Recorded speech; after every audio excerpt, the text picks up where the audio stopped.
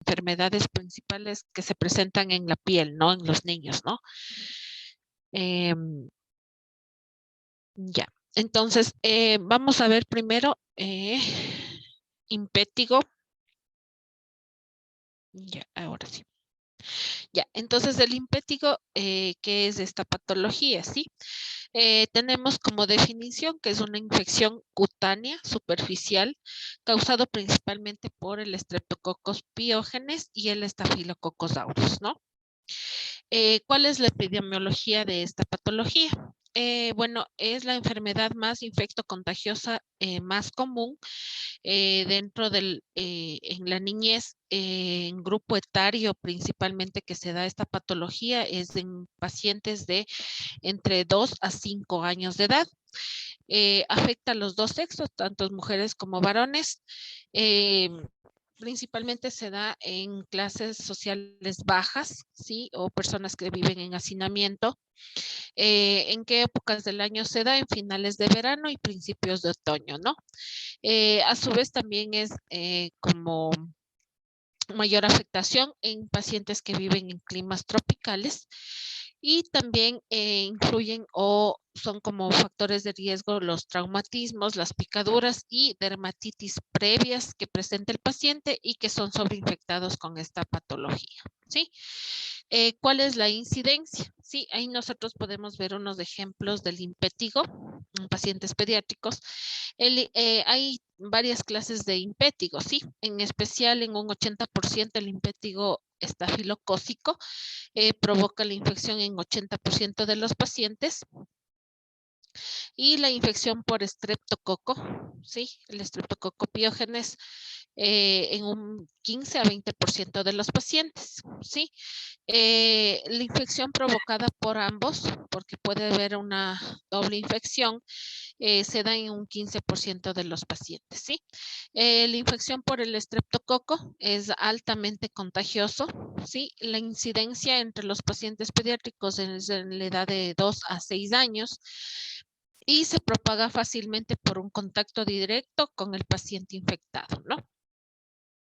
Entonces vamos a tener la clasificación de este tipo de impétigo, en la cual tenemos la primaria y la secundaria, ¿sí? Dentro de la primaria se asienta sobre la piel sana, ¿no? Es decir, que no tiene ninguna lesión previa para desarrollarse esta patología, ¿sí? Se localiza principalmente cerca de los orificios naturales, ¿sí? Es decir, puede existir en la nariz, cerca de la boca y en ciertos casos avanzar más allá hacia en la región, bueno, a nivel de los ojos o a nivel de las orejas, ¿sí? Y el secundario es aquel que se asienta sobre una dermatosis preexistente y que es pruriginosa, ¿no? Es decir, que el paciente presenta una lesión y se sobreinfecta con los principales agentes causales que provocan esta patología y se desarrolla el impétigo, ¿no? Aparece en cualquier parte del cuerpo, en cualquier parte que el paciente tenga una lesión preexistente y que puede infectarse por estas bacterias, ¿no? Entonces, aquí nosotros tenemos el impétigo, según la aparición, va a ser primaria y secundaria, ¿no? Según el agente causal, impétigo ampolloso e impétigo contagioso o vulgar, ¿sí? Entonces, de acuerdo a la etiología y la morfología, las ampollas extensas que dejan zonas de piel desnuda atacan al estado general del paciente y el paciente por lo general dentro de la clínica que presenta son fiebres altas de hasta 40 grados centígrados y afecta principalmente a recién nacidos y lactantes, ¿no? Entonces vamos a tener el estafilocócico, ¿sí? Que va a ser unas lesiones de tipo ampolloso, como vemos aquí en la fotografía, y el estreptocócico, que va a ser más bien unas lesiones como tipo costras, ¿no? Que se van a desarrollar a nivel de, del paciente, ¿no? Aquí nosotros tenemos un cuadrito de clasificación del impétigo, ¿sí? Entonces, el tipo contagioso es llamado también vulgar Se da principalmente por una infección del estreptococo beta hemolítico del grupo A, predomina en climas cálidos, ¿sí? Y puede desarrollar una glomerulonefritis aguda, ¿sí? Actualmente también lo produce el Staphylococcus aureus, sí, que ya vamos a ver más adelante una infección por el Staphylococcus aureus que causa eh, una patología importante dentro de los pacientes pediátricos, ¿ya? Y tenemos también el tipo ampolloso, que también se llama bulloso y que es producido principalmente por el Staphylococcus aureus, ¿sí? Entonces, el impétigo ampolloso predomina en los niños pequeños, es causado principalmente por el Staphylococcus aureus y predomina la acción de una toxina epidermolítica y que puede producir más adelante un síndrome de piel escaldada, que ya más adelante vamos a hablar, y que es muy peligroso para la vida del paciente, ¿no? Representa también la forma localizada de la piel escaldada por estafilococos. ¿Cuáles van a ser las manifestaciones clínicas dentro de estos pacientes? Las ampollas van a ser superficiales y de paredes lisas, ¿sí? Al inicio van a tener, vamos a observar unas ampollas de contenido transparente y luego se pueden sobreinfectar y van a tener unas características de tipo turbio y pueden romperse las ampollas con facilidad y se va a ver una lesión o una piel de color amarillenta, ¿no? La ampolla se rompe con facilidad, dejando una superficie erosiva eritematosa, una apariencia exudativa, como les mencionaba, en la misma que se cubre con una costra fina, ¿no?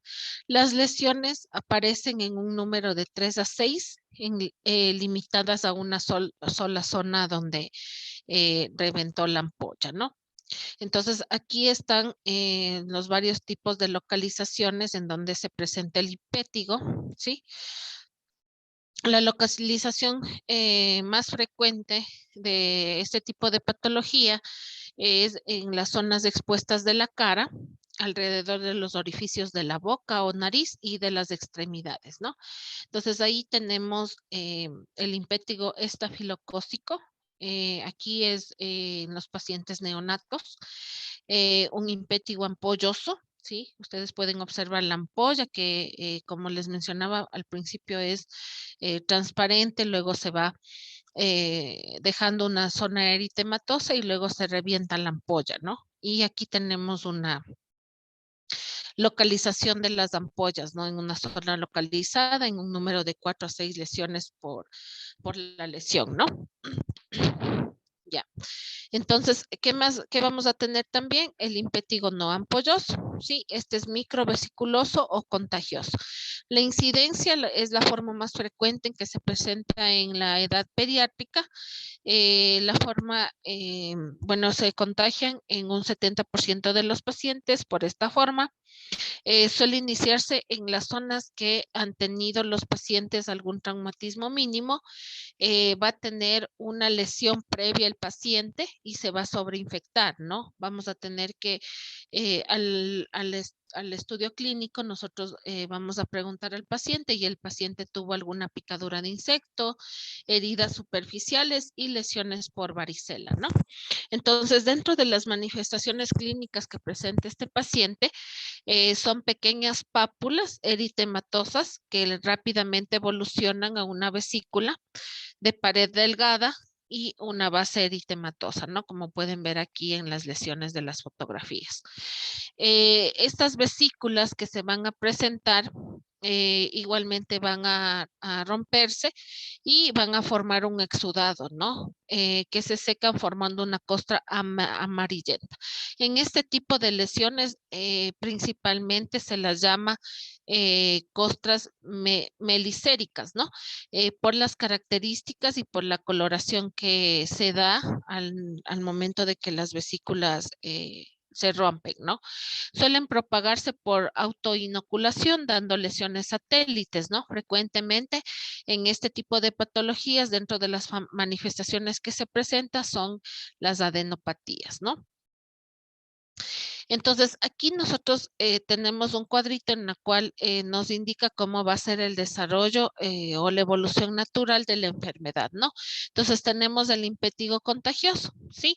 Entonces, el impétigo contagioso vamos a tener una dermatosis previa, es decir, una lesión previa, se da una impetiginización, luego aparece una mácula papulosa, se forma una vesícula, existe una ruptura de la vesícula y empieza a eliminar secreción, ¿no? Se forma superficies alrededor de la lesión que son irregulares y amarillentas, ¿no? A eso nosotros llamamos aspecto de miel desecada o costra mielicérica, que es la característica principal de este impétigo contagioso, ¿no? En este tipo de patología es raro encontrar las lesiones a nivel de las palmas de las manos o eh, esas lesiones, ¿sí? Entonces también tenemos el impétigo ampolloso. Entonces nosotros tenemos una dermatosis previa, existe la impetiginización, aquí se forma una mácula, ¿sí? Se forma la vesícula, luego forman ampollas. Al inicio de las ampollas nosotros vamos a tener un contenido claro, se rompe la vesícula y forman las costras, pero son de coloración marrón, a diferencia del impétigo contagioso, ¿no?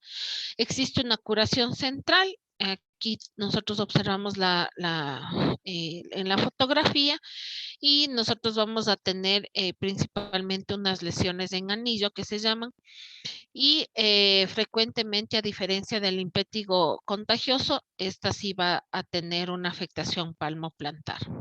¿Ya? Entonces, dentro del cuadro clínico en un impétigo primario, vamos a tener un eritema, la ampolla que se va a extender entre 0.5 a 2 centímetros, va a provocar una pústula, un exudado cero purulento, como vemos aquí en la fotografía, las costras mielicéricas que ya les había mencionado, existe una erosión de la piel, pueden existir máculas y nuevamente la regeneración de la piel y que va a secarse esa costra para luego eliminarse normalmente, ¿no? Entonces, en este tipo de lesiones, en este cuadro clínico, no existe prurito, ¿sí? Una característica de esta patología, no hay prurito en el paciente.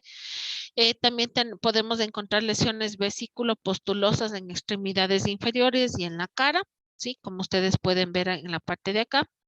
Y en la región perineal o periumbilical, nosotros vamos a tener aquí, principalmente en los pacientes lactantes, este tipo de lesiones, ¿no? Son como unas vesículas que avanzan ya unas pápulas, máculas, ¿sí? Y puede ser también diseminado. Y aquí en el área genital que nosotros podemos observar cómo se diseminan las lesiones, ¿no? Eso en cuanto al cuadro clínico, ¿ya? Entonces, el impétigo secundario, en cambio, va a existir una dermatitis, un eritema, luego avanza unas ampollas, como pueden observar aquí, luego se forman unas pústulas y como finalmente se provocan unas costras mielicéricas que ya les había explicado, ¿no? Y pueden aparecer en cualquier parte del cuerpo, ¿no? Aquí vemos cómo se forma aquí las lesiones y van secándose prácticamente hasta formar una costra que nos llamaban y eso desaparece paulatinamente, ¿sí? Aquí tenemos otras fotografías de las lesiones ubicadas en diferentes partes del cuerpo, en la nariz, cerca de los ojos, en la región periorbitaria y lesiones extendidas por todas las partes del cuerpo, ¿no? Entonces, esas son la característica del impétigo, ¿sí?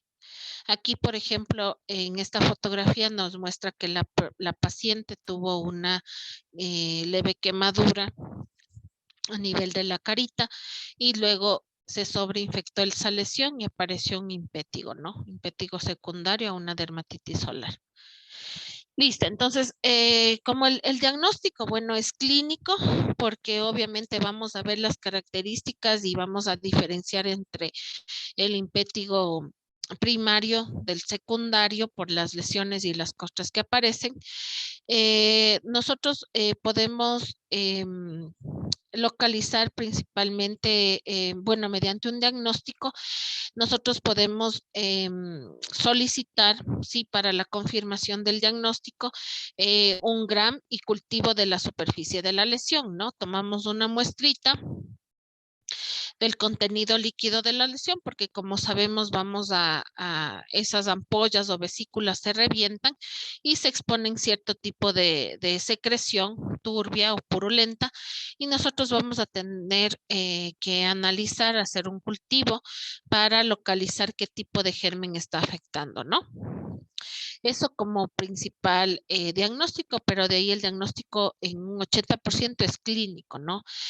Más que todo cuando no hay un una adecuada adhesión al tratamiento, entonces ahí nosotros ya debemos buscar el cultivo para localizar qué tipo de antibiótico nosotros podemos tratar en estos pacientes. ¿Sí? Entonces aquí tenemos el diagnóstico diferencial porque nosotros sabemos que varios tipos de patologías eh, pueden ser de las mismas características que se presenten en el impétigo, ¿no? Entonces, con el herpes simple, en el herpes simple, las vesículas son en racimo con base eritematosa. En estos pacientes hay ardor o prurito, ¿sí? Y síntomas generales, ¿no? En el herpes simple. Una dermatitis por contacto agudo, el paciente presenta una sensación de quemadura, va a existir un eritema, un edema y costras melicéricas o hemáticas, ¿no? En las tiñas inflamatorias de eritema y escamas en placas redondas, bordes vesiculares activos y el paciente presenta prurito, ¿no? Lo que no pasaba en el impétigo. En el pénfigo vamos a tener el signo de Nikolsky, el signo de Hansen, va a presentar dolor y se presentan más en el área, en las mucosas, ¿no? El penfijoide va a tener ya placas urticariales o pruriginosas y dolorosas, son ampollas grandes y las costras son melicérica sanguinolentas, ¿no? Y en la dermatitis herpetiforme, cuando va a existir una distribución simétrica, las costras son hemáticas, son manchas purpúricas o hipopigmentadas y va a existir prurito o ardor, ¿no? Ese es el diagnóstico diferencial de las diferentes patologías eh, que se pueden comparar con este tipo de impétigo, ¿no? Entonces, ¿qué vamos a hacer en cuanto al tratamiento de estas lesiones? Primerito, las medidas generales, ¿no? Entonces, vamos a tener un lavado de manos, una buena higiene general, ¿sí? Mantener las uñas cortas, porque como sabemos, a la edad de los pacientes en las cuales en la mayoría de casos se presenta este tipo de lesiones, vamos a tener que los pacientes van a manipularse las lesiones, ¿no? Más no porque presentan prurigo, sino que les llama la atención las lesiones. Entonces, vamos a evitar que se sobreinfecten estas lesiones con el rascado, ¿no? Vamos a remover las costras. Mencionan que podemos remover las costras con solución de gluconato de clorhexidina y vamos a hacer un lavado de las costras, ¿no? También podemos colocar pomadas antisépticas, ¿sí? Recomiendan ácido fusídico que viene en crema, en ungüento. La mupirocita al 2% que también se coloca a nivel de las lesiones, ¿sí? Previo a un lavado de manos de la persona que va a colocar la pomada o a su vez ayudado con un bajalenguas estéril, ¿no? Se va a colocar de 2 a 3 veces al día por 7 a 10 días desde el tratamiento, ¿sí? Y básicamente limitan la transmisión del tratamiento en formas localizadas, ¿no? Es decir, que estas pomadas ayudan a que no se disemine más este tipo de lesiones, ¿sí? Entonces, nosotros también tenemos los antibióticos sistémicos que nos van a ayudar a curar mejor y de forma más rápida este tipo de lesiones. Entonces, producen una curación más rápida y evitan la enfermedad supurada más profunda, ¿no? Entonces, ¿en qué tipo de pacientes está indicado los antibióticos sistémicos? En las formas de impétigo con múltiples lesiones y de gran extensión, localizaciones difíciles de trazar, como en las zonas periorales o los pliegues, si existen factores como dermatitis atópica o pacientes que presentan diabetes y si afectan a varios miembros de las familias, ¿no? O a pacientes escolares, ¿no? Entonces, ¿qué antibiótico está indicado en este tipo de patología? Es la penicilina benzatínica, ¿sí? Vamos a dar de 300.000 a 600.000 unidades intramusculares en dosis única, esto calculado por kilo de peso, pero como sabemos en la indicación que ya vimos anteriormente, la penicilina benzatínica en menores de 25 kilogramos, nosotros vamos a utilizar una dosis de 600.000 unidades y en mayores de 25 kilogramos de 1.200.000 unidades, ¿no? Dosis única. Con eso, prácticamente el paciente y ayudado de las cremas que nosotros vamos a colocar, ese es la primera línea de elección del antibiótico, ¿sí? Pero nosotros vamos a tener diferentes tipos de impétigo, principalmente nos indica el tratamiento antibiótico cuando las lesiones ya son localizadas y extensas, ¿no? Entonces, ¿cuál es la elección de tratamiento? Nosotros podemos administrar al paciente porque ya vamos a ver más adelante los criterios de ingreso. Entonces, nosotros colocamos una dosis de penicilina, ¿sí? Aparte de eso, nosotros nos ayudamos de otro antibiótico, ¿no? Entonces, está indicado la clindamicina en dosis de 10 a 40 miligramos por kilo día, ¿sí?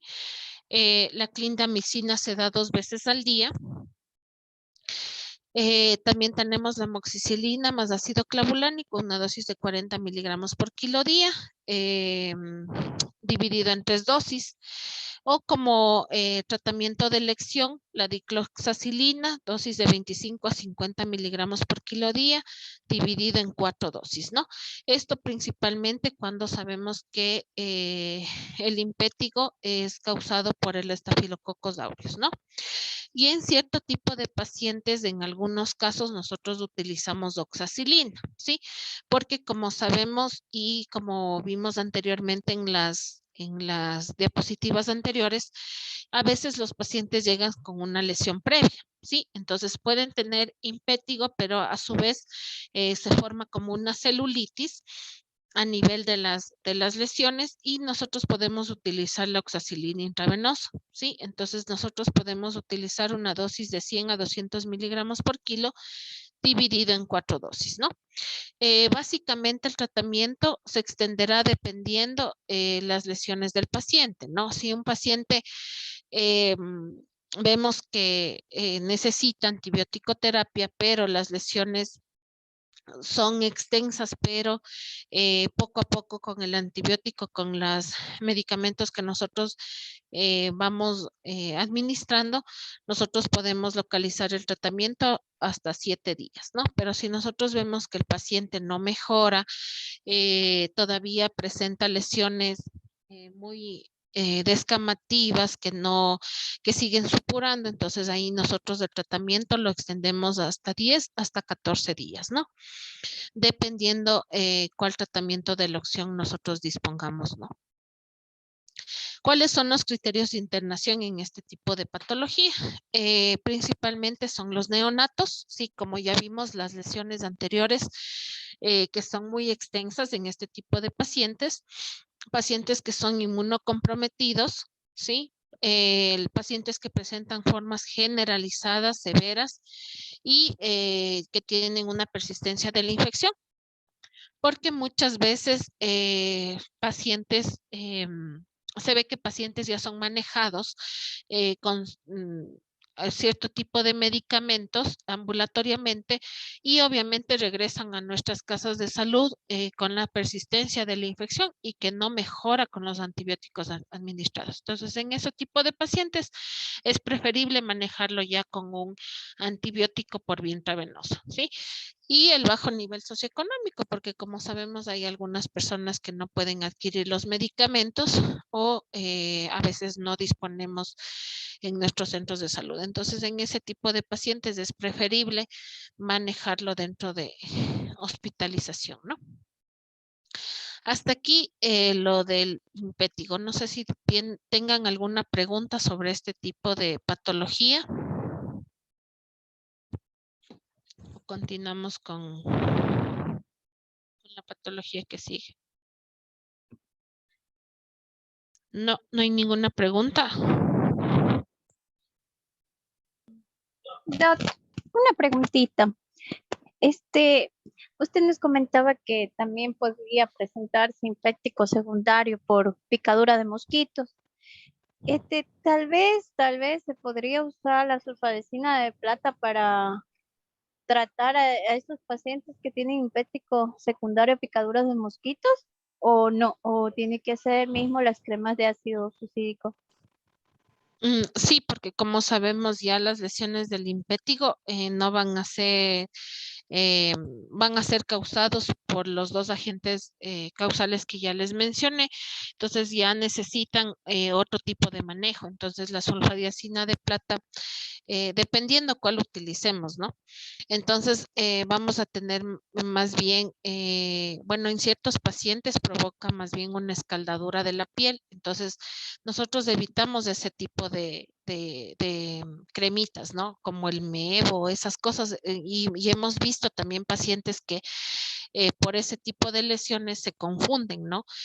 Y obviamente presentan dermatitis previas a estas lesiones. Entonces se sobreinfectan y ya son manejados con algunas cremas, no solamente con la sulfadiazina de plata, les ponen pasta dental, les ponen el mevo, ya son manejados con otro tipo de cremas. Entonces se ha visto que los pacientes vienen con la piel escaldada y las lesiones han aumentado, ¿no? Entonces, eso les llama la atención a los papás. Entonces, es preferible el manejo con este tipo de cremas que tengan ácido fucídico o la mupirocina, que es muy buena y va mejor en ese tipo de lesiones, ¿no?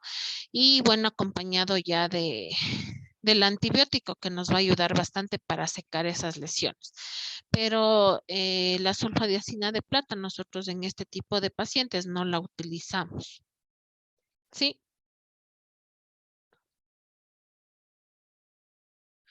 Ya, ¿alguna otra pregunta que tengan? Avanzamos. Ya, entonces verán, tenemos el síndrome de piel escaldada, estafilocócica, sí, es una consecuencia de lo que ya les decía, causada por el estafilococo aureus, sí, y que nosotros en la práctica clínica hemos visto 3 casos. En un caso el paciente falleció y en los 2 siguientes casos hemos tenido que manejar incluso con antibióticos de amplio espectro, ¿no? Entonces, esto debemos ver las características de cómo es el síndrome de piel escaldada. Entonces, tenemos que tratar inmediatamente, ¿no? Dentro de la definición tenemos que se denomina el síndrome de piel escaldada, estafilocócica, un grupo de trastornos ampollosos de la piel causados por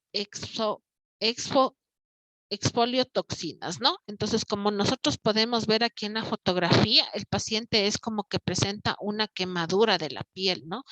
Y va teniendo lesiones y se va descamando, ¿no? Prácticamente. Si ven cómo se arranca la piel. Entonces, estas toxinas que se producen son elaboradas determinadas por cepas de estafilococos aureus, ¿no? ¿En qué tipo de pacientes nosotros encontramos este tipo de síndrome de piel escaldada? En este tipo de pacientes afecta a menores de 5 años y a neonatos, ¿no?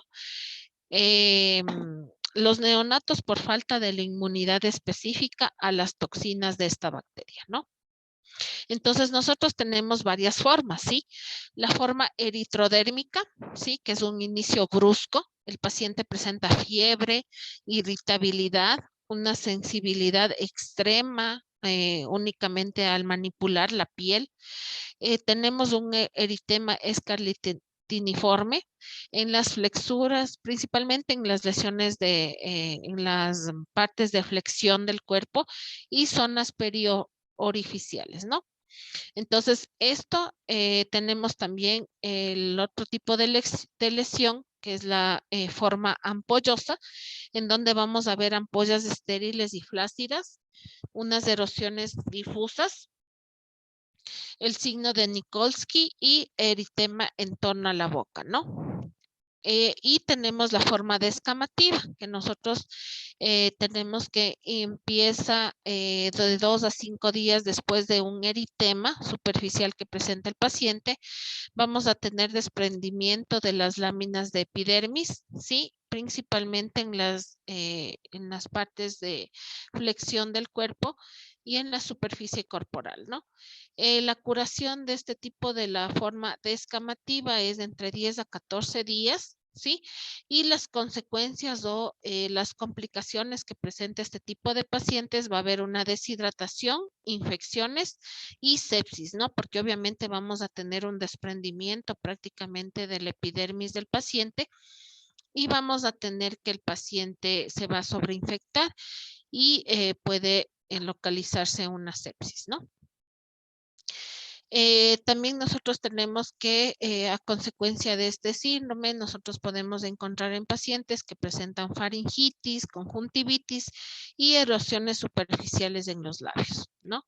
Entonces, estas son las 3 formas en las que se presenta el síndrome de piel escaldada, ¿ya? También tenemos formas localizadas, ¿sí? Bueno, va a empezar como un impético bulloso, que se llama, es la forma más frecuente y leve del síndrome, que es como veíamos la fotografía, en la primera fotografía, ¿sí? Esta es la lesión, estas son las lesiones menos agresivas de este síndrome, ¿no? No tiene diseminación, este tipo de forma localizada. Las lesiones tempranas van a verse como unas vesículas, ¿sí? O flictenas, como nosotros observamos en los pacientes quemados. Va a existir un líquido turbio y un borde eritematoso, ¿no? Como vemos en las lesiones del paciente en este lado, ¿no? Pueden localizarse a cualquier nivel, siendo típica la afectación del área del pañal en los recién nacidos, ¿sí? Va a existir un dolor cutáneo a la compresión, ¿ya? En este tipo de pacientes, ¿qué es lo que vamos a hacer? Nosotros nos recomiendan realizar un gram y cultivos de los flictemas que nosotros tenemos aquí y vamos a localizar el estafilococo, ¿no? ¿Qué se va a producir o a dónde va a progresar esta forma localizada? Si no es detenida a tiempo y no es tratada a tiempo, nosotros podemos presentar y puede progresar a un síndrome de piel escaldada generalizada, ¿no? Es decir, que ya no va a tener únicamente las lesiones en estas partes principales en donde se localizan, sino ya va a ser de forma generalizada, ¿no? Ahí nosotros tenemos en el área de los pliegues, ¿no? Vamos a tener una piel como una escaldadura prácticamente, ¿sí? O el nivel del cuello, ¿sí? Ya, entonces aquí nosotros también tenemos que un avance de la enfermedad o del síndrome, tenemos la forma generalizada o enfermedad de Ritter que se llama, tenemos un exantema maculo anaranjado rojizo asociado a conjuntivitis purulenta, una otitis media o infección inaperente de la nasofaringe, ¿no? Vamos a tener, aquí ya tenemos un dolor cutáneo a la compresión de las lesiones. Vamos a tener más acentuado las lesiones a nivel periorificial. Miren aquí en esta fotografía que tenemos una forma generalizada y en áreas de flexión del paciente, ¿no? Vamos a tener un signo de Nikolsky positivo, de 24 a 48 horas va a presentar el paciente un rash. Las ampollas son flácidas, grandes alrededor de los orificios, en las axilas y en las ingles. ¿Sí? Vamos a tener que las lesiones se conforman de una base húmeda eritematosa y va a existir como una escaldadura que les mencionaba, pero ya de forma generalizada. ¿Sí? Y va a existir una descamación superficial de las lesiones. Aquí tenemos que el paciente, aquí tenemos lesiones ya que provocan incluso conjuntivitis en el paciente. Vamos a tener alrededor de los ojos, se empieza a descamar la piel, ¿no? Y va a tener un fondo eritematoso, ¿no? Aquí tenemos a nivel del pliegue del cuello, los pliegues a nivel de los codos, en las axilas y en las ingles, ¿no? Y aquí a nivel del mentón, ¿sí? Que va avanzando hacia el cuello. Ahí tenemos otro tipo de lesiones. Si ven como la parte de aquí se va descamando la piel, ¿sí? Ese es un signo patognomónico de esta patología, ¿ya? Y aquí tenemos ya las lesiones en un pequeño. Miren cómo se va haciendo la forma generalizada y está descamándose la piel prácticamente. Y bueno, la cicatrización se completa en 7 días de este síndrome de piel escaldada. Vamos a realizar los cultivos de los flictemas y la fase cicatrizal con extensa cicatrización. Va a existir costras, fisuras periorales muy acentuadas, ¿no? Ya, entonces, ¿cuál va a ser el tratamiento en este tipo de pacientes? Nosotros vamos a tener la erradicación de estafilococos de los focos de infección. Sí, obviamente vamos a tener que administrar antibiótico terapia. Manejo de líquidos y electrolitos. Por lo general, estos pacientes deben ser manejados intrahospitalariamente, ¿sí? Vamos a tener que hospitalizarlos. Vamos a tener un manejo de líquidos y electrolitos porque, como les mencionaba, el paciente va a deshidratarse paulatinamente porque obviamente va a tener una descamación de la piel, va a perder líquidos y electrolitos, ¿no? La mortalidad de estos pacientes es ya en las formas generalizadas principalmente y la mortalidad es entre un 2 a 3% de este tipo de pacientes que presenta este síndrome, ¿no? Bueno, no ignorar la morbilidad de niños con celulitis, sepsis y neumonía, ¿no?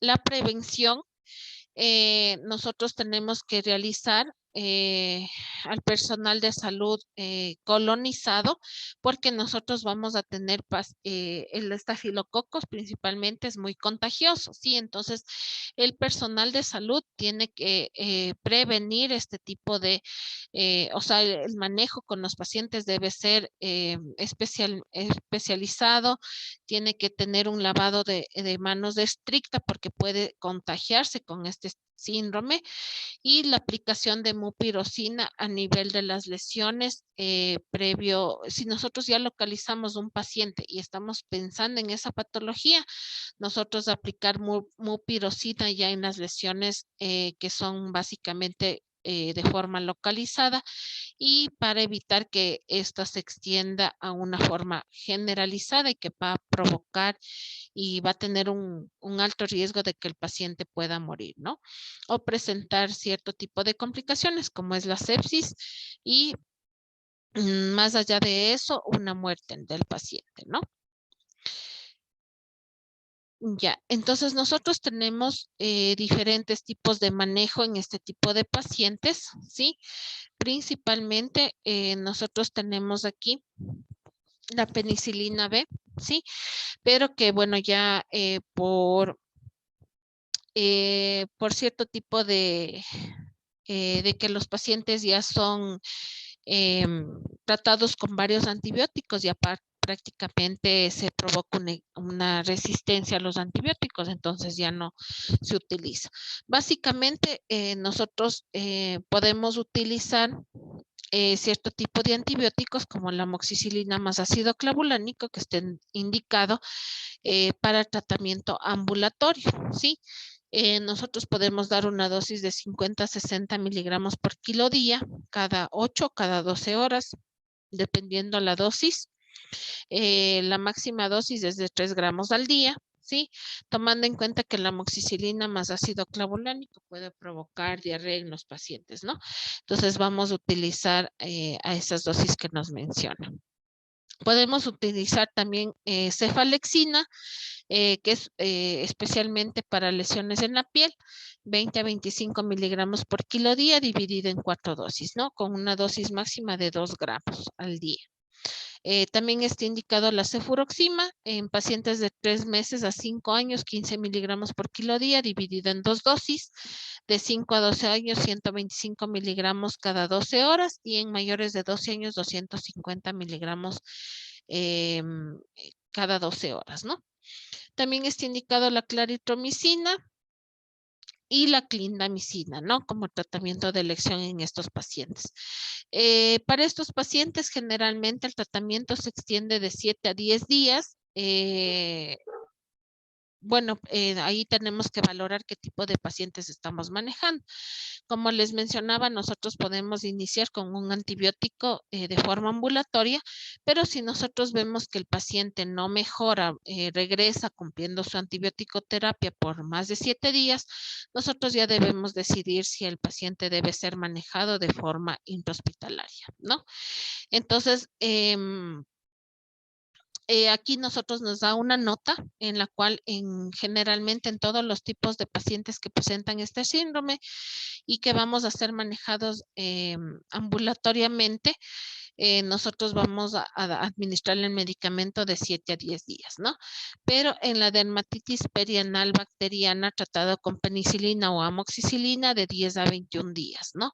Y la erisipela de 10 a 14 días. Entonces, esta es una tabla general en la cual vamos a cuáles son los antibióticos orales que principalmente nosotros utilizamos dentro de las infecciones cutáneas bacterianas, ¿no? En este,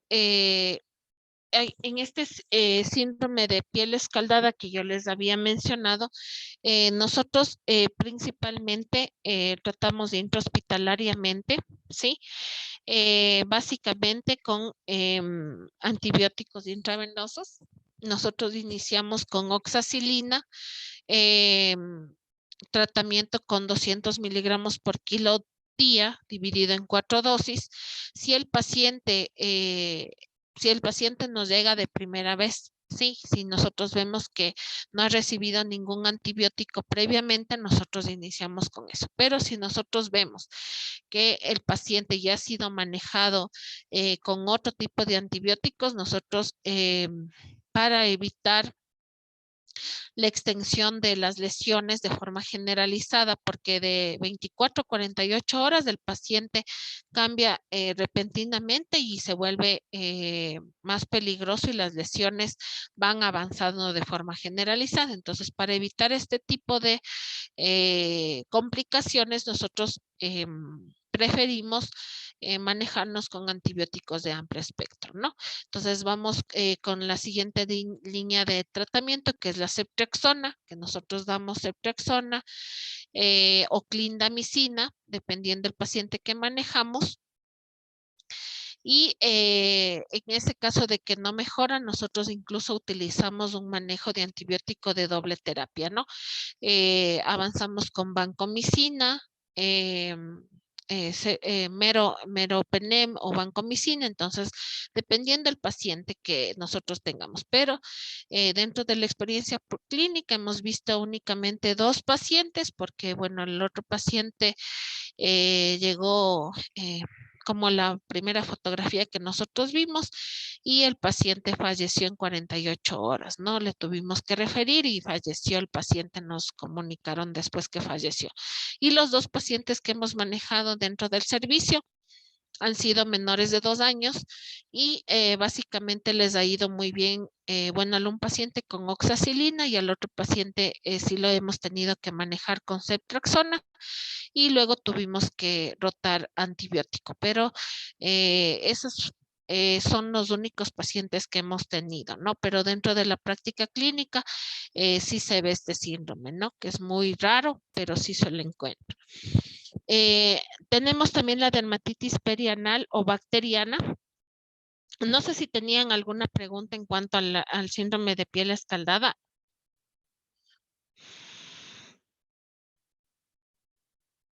Doc, una preguntita. ¿Está bien dar cefalexina vía oral más mm, la crema mupiral para casos de accesos en niños pediátricos a nivel de las nalguitas? ¿Sí está bien esa combinación de tratamientos? Cefalexina, me decías, por vía oral. Sí, ajá, ¿Ya? ¿Y qué crema me dijiste? No te escuché bien. la mupiral es la sí, Mupirocina. sí, Sí, esa. sí, exactamente. Ya, pero ¿para qué tipo de lesiones? Para tratamiento de accesos a nivel de las pompis de los niños. De, ¿Del impétigo que vimos o cualquier en general el tipo de lesiones a nivel de la piel? No, un acceso así que les aparece a veces a los niños por mal aseo y un pediatra le había dado esa combinación. Por eso me llamó tanto la atención, que ahorita estábamos viendo escaldaduras y me acordé de la presencia de ese caso. Ya, pero para un absceso. Sí, por un Ya, acceso. ya. Bueno, como sabemos, la cefalexina se utiliza en infecciones de la piel, ¿no? Que está indicado, pero dependiendo dónde esté el absceso. Porque, bueno, más adelante sí tengo ahí una parte de los abscesos, cómo se maneja. Pero nosotros de elección, si nosotros vamos a enviar a un paciente por vía oral, un antibiótico para manejar un absceso, nosotros iniciamos con dicloxacilina, que nosotros hemos tenido buenos resultados con eso, la dicloxacilina. Y dependiendo dónde esté el absceso, porque nosotros a veces tenemos abscesos de localización a nivel de la cara, y que nosotros relacionamos, cuando tenemos un absceso de la cara, primerito, nosotros tenemos que analizar si el paciente no tiene lesiones a nivel de la boca, ¿sí? Principalmente se da por a veces caries maltratadas y que nosotros se forman abscesos dentro de los carrillos de la boca y obviamente se ve una edema, una celulitis a nivel de la cara y que ese absceso ya se fue por vía hematógena y provoca una lesión o un absceso a nivel de la cara. En ese tipo de abscesos nosotros nos manejamos, por lo que sabemos por continuidad, nosotros manejamos con amoxiclavulánico, ¿sí? Entonces, dependiendo el tipo de abscesos y la localización en donde esté el absceso, ¿sí? Dependiendo de eso, nosotros nos manejamos. Si el paciente viene con un absceso y ha sido manejado ciertamente con varios antibióticos ambulatorios, nosotros de ley, nosotros debemos valorar el ingreso del paciente. Si es tratado intrahospitalariamente y dependiendo en dónde esté localizado el absceso, nosotros iniciamos con oxacilina, porque por lo general el absceso provoca una celulitis en el paciente. Entonces está indicado oxacilina, ¿ya? Pero más allá de eso, como te digo, dependiendo dónde está localizado el absceso, nosotros incluso utilizamos, bueno, amoxiclavulánico si el paciente tolera vía oral, o a su vez nos vamos con clindamicina, que nos recomiendan también los especialistas maxilofaciales y también, y si no, ya no tiene mejoría del absceso y dependiendo la localización, ya nos vamos con ceftriaxona. Entonces, esa es la línea que nosotros vamos manejando paulatinamente con el absceso, pero dependiendo en dónde está. No está mal darle cefalexina, sí, pero nosotros debemos saber en dónde está localizado el absceso, debemos saber qué tipo de bacterias eh, atacan a diferente nivel de la piel Y como te digo, si es un absceso, por ejemplo, localizado y que sospechamos en una lesión a nivel perioral, entonces nosotros ya debemos elegir de acuerdo a eso el tratamiento indicado, ¿no? Entonces ahí ya nos vamos con amoxicilina clavulánico y dependiendo si el paciente no mejora, ahí nosotros tenemos que optar por otra línea de tratamiento, ¿no? Eso en cuanto a los abscesos, pero sí les tengo en unas diapositivas como manejo de abscesos, ¿ya? Ah, ya, gracias. Entonces, Listo. una preguntita. En los jóvenes que presentan a veces herpes labial, ¿está bien darles aciclovir o no? ¿En qué tipo en manejo de qué tipo de patología? En herpes simple, cuando les dan tratamiento así ambulatorio, he visto que les mandan con aciclovir, pero solo presentan las erupciones a nivel de la comisura labial. Ya, solamente que realicemos un diagnóstico diferencial, si no es un tipo de impétigo, porque como ustedes observaban en las fotografías, y había un diagnóstico diferencial con el herpes simple, ¿no? Que las lesiones se parecen, ¿no? Las lesiones mielicéricas que presentaban y que también se daban alrededor de la piel, también hay que hacer un diagnóstico diferencial con el herpes. Entonces nos hablaba que el diagnóstico diferencial se realizaba porque el paciente con herpes presenta un dolor, un prurito, ¿sí? A nivel de las lesiones y las lesiones eran en racimos, ¿no? Entonces eso hay que diferenciar. Si es por herpes, nosotros sí podemos mandar a ciclovir. ¿Sí? En crema, en jarabe o en tabletas, sí lo podemos manejar. Pero si no es un herpes, es un impétigo, es causado por una bacteria. Entonces el aciclovir no va a servir de nada. Entonces, lo que debemos ver es qué tipo de lesiones presenta el paciente y qué síntomas acompañantes presenta el paciente. Entonces, según eso, hacer un diagnóstico diferencial y según eso tratar las lesiones, ¿no? Entonces, si es que, obvio, es un impétigo, no te va a servir de nada manejarlo con aciclovir, pero si en el caso de que es lesiones por herpes o los llamados fuegos que vulgarmente se dice, entonces ahí sí te va a ir bien el aciclovir, ¿sí? Pero si es otro tipo de lesiones, no va a ir bien el tratamiento, ¿sí? Entonces, no a todos los tipos de pacientes que tengan lesiones a nivel de la boca, nosotros vamos a sospechar en herpes, ¿no? Tenemos que hacer, indagar qué otros síntomas presenta el paciente, si tuvo lesiones previas a nivel de la boca, entonces ahí diferenciar si es por bacterias o si es por virus, ¿no? Si es un proceso viral y que vamos a diferenciar el tipo de tratamiento que le vamos a enviar, ¿ok? Ok, doctor. Doc, Ya. ¿y en qué casos nomás podríamos usar nosotros la crema de sulfadecina de plata? No te escuché bien lo que me preguntaste. Ah, ¿en qué casos dermatológicos o clínicos nosotros aplicaríamos la sulfadecina de plata?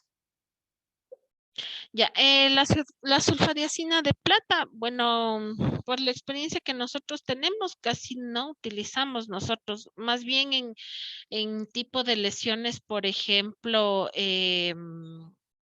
curaciones de quemaduras, ¿sí? Con curaciones de quemaduras, de escoriaciones, o por ejemplo, ¿cómo es esto? Úlceras de presión. Por ejemplo, ahí nosotros utilizamos la sulfadiazina de plata, pero más bien en lesiones específicas en cuanto a la dermatología. En niños, nosotros debemos diferenciar dermatitis atópica, dermatitis de contacto, o sea, todo ese tipo de lesiones que presentan en los pacientes, diferenciarlas, ¿no? Y casi no a todos nosotros manejamos con sulfadiazina de plata, son ciertos casos específicos que nosotros manejamos, pero en pediatría la sulfadiazina de plata utilizamos en esos casos, quemaduras, curaciones para para las quemaduras, para las úlceras de presión, para cierto tipo de escoriaciones por algún traumatismo que presente el paciente. Entonces, dependiendo las lesiones que tengan, ahí nosotros mandamos, pero no a todos los tipos de pacientes que tengan una dermatitis, mandamos sulfadiazina de plata. Sí. Y también no enviar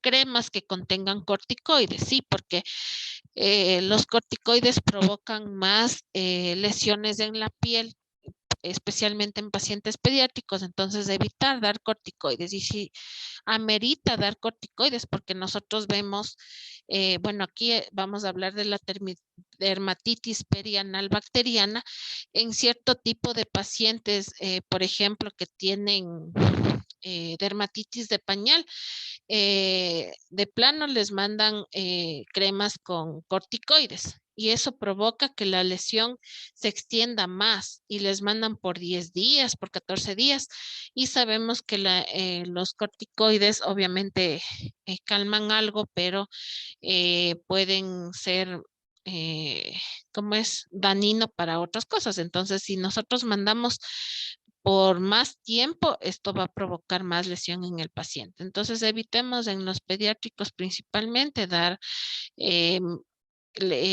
cremas a base de corticoides, ¿no? Y si lo amerita, máximo 7 días. De ahí hasta 5 días nosotros podemos dar.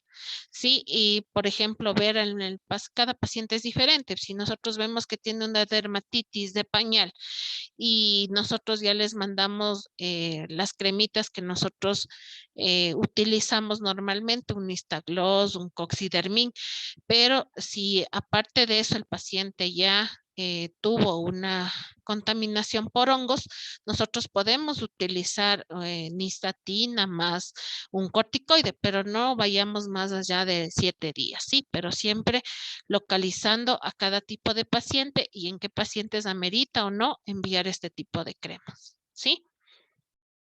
Eso en cuanto a Listo, los... doc. Ya. Listo.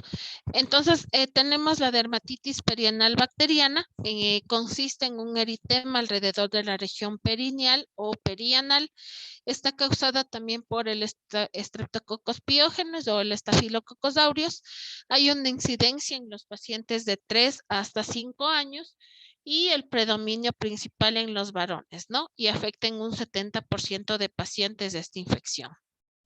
¿Cuáles son las manifestaciones clínicas? Tenemos un eritema que no va a ser elevado, ¿sí? De 2 a 3 centímetros alrededor del ano, de bordes bien definidos, como nosotros observamos en la fotografía, ¿sí? Se asocia a prurito, defecación dolorosa. Algunos pacientes presentan estreñimiento, incontinencia y fisuras alrededor de la lesión, ¿no? Como vemos aquí, ¿no? Que ya está casi fisurado y se ve una zona más eritematosa, ¿no? Y en los niños, que puede provocar este tipo de patología y que va a avanzar, ¿no?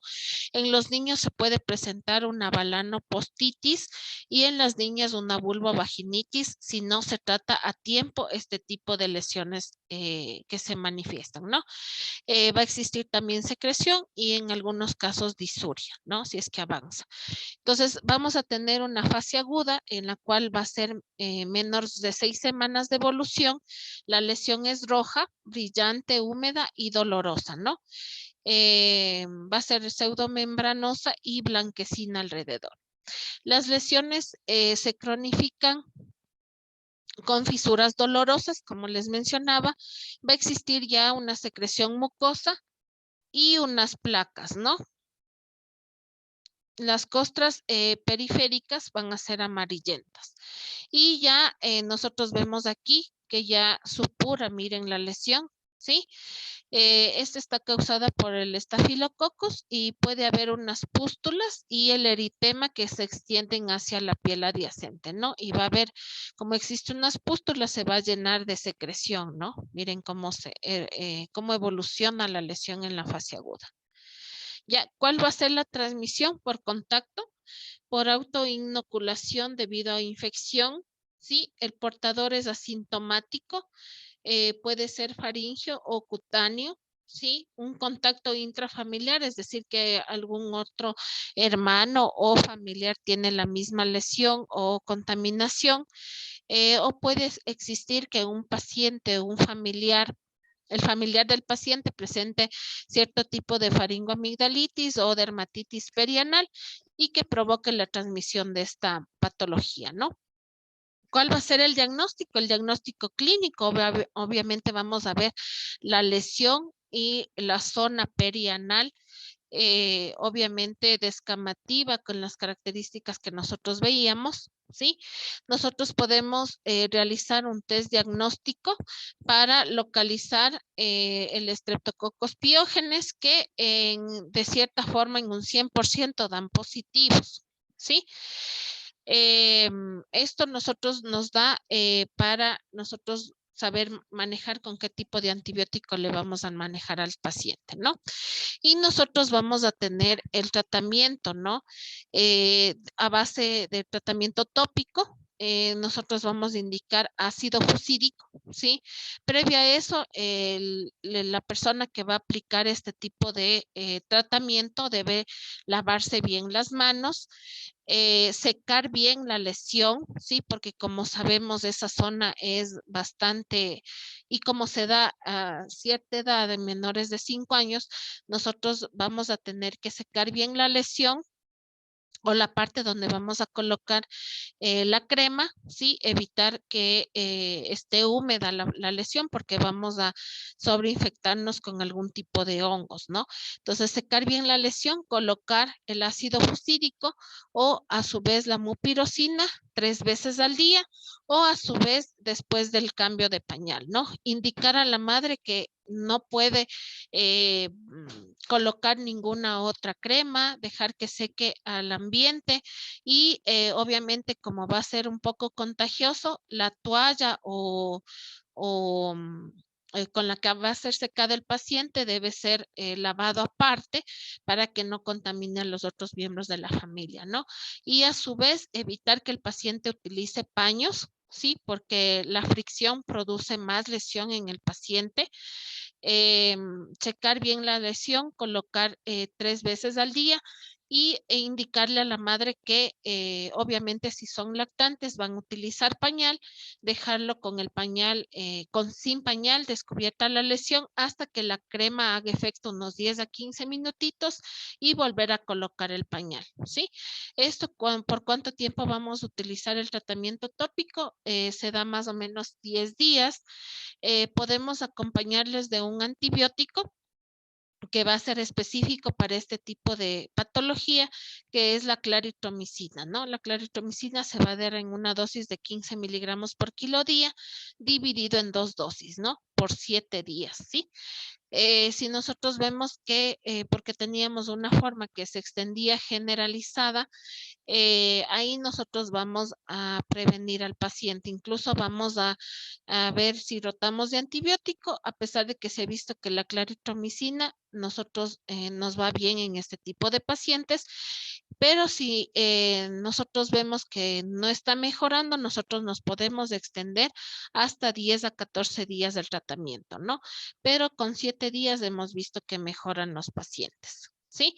En este tipo de lesiones no utilizar cremas, como les mencionaba, em, con corticoides, ¿sí? Porque producen más lesión en cierto tipo de pacientes. Eso en cuanto a ese tipo de manejo de estas patologías, ¿sí? Entonces, bueno, como le decía Steffi, no les puedo dar más tiempo en la clase porque mi hija tiene clases hoy jueves. Entonces, mañana vamos a terminar con este tema. Esta celulitis, eh, diferentes tipos de celulitis, que es perorbitaria, orbitaria, y también el tratamiento para los abscesos, y nos falta impétigo, ¿no? Perdón, no impétigo, es erisipela que nos falta. Sí, entonces el día de mañana continuamos con esta clase, chicos, y de ahí nos vamos, esperemos que acabemos mañana esta clase y avanzamos con ¿cómo es? Con enfermedades infectocontagiosas, ¿no? Para poder terminar mañana con el tema, ¿sí? Entonces, hasta aquí, chicos, les puedo ayudar con las clases. El día de mañana nos vemos y continuamos el tema. Si ustedes tienen alguna pregunta de las patologías que hemos visto, me dicen mañana, ¿no? Sobre el manejo de los antibióticos y todo eso, si tienen alguna pregunta. Gracias, doctora. Gracias, doctor. Gracias, Ok, doctor. chicos, Gracias, hasta Doc. No mañana. se vayan, por favor. Gracias, Doc. Sí. Gracias, Doc. Y este Gracias, doctor. ficho. Ya, Doc, chao.